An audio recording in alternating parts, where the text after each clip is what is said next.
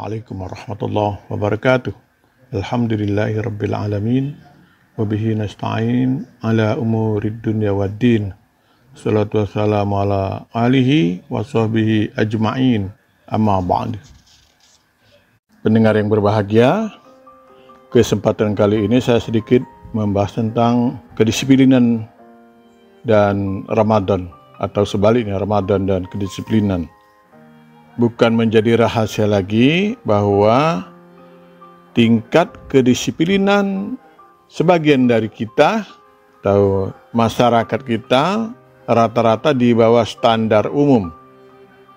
Kita bisa melihat dari kehadiran di sebuah institusi atau instansi para pegawai yang suka atau sering terlambat dan bolos kerja. Juga berbagai acara yang sering tidak tepat waktu, bahkan berjam-jam misalnya dari jadwal yang ditentukan. Kemudian budaya antri yang tidak tertib atau tidak teratur. Atau belum lagi perilaku dari orang-orang tertentu atau masyarakat tertentu yang seharusnya menjadi contoh dalam kedisiplinan. Malahan mereka sering terlambat atau malas dan membolos sebagaimana diberitakan oleh berbagai media kita. Yang menjadi pertanyaan, bukankah mereka itu mayoritas orang mukmin atau muslim? Lalu apakah Islam tidak pernah mengajarkan tentang ini?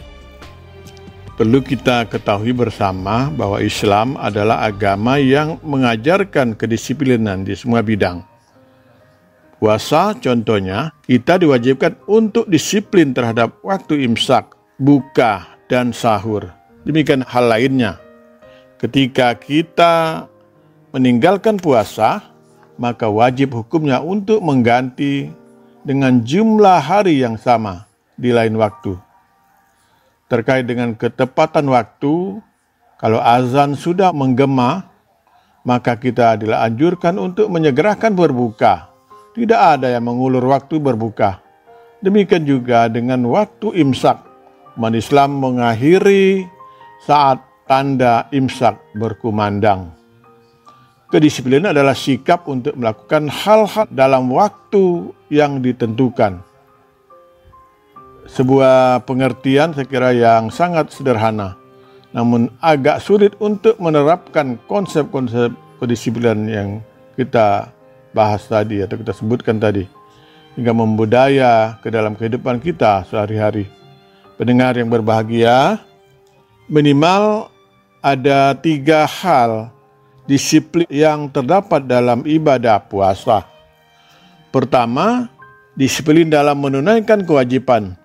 Apalagi kewajiban ini telah dibebankan berada kepada generasi sebelum kita. Artinya tidak ada alasan bagi kita untuk tidak melaksanakan segala bentuk kewajiban dalam hidup ini.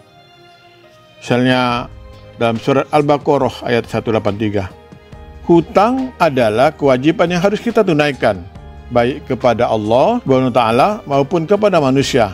Karena bila kewajiban berpuasa belum kita tunaikan dengan sebab-sebab tertentu, maka kewajiban itu tidak gugur begitu saja, tapi harus ditunaikan dengan berpuasa pada kesempatan lainnya atau menggantinya dengan fidyah.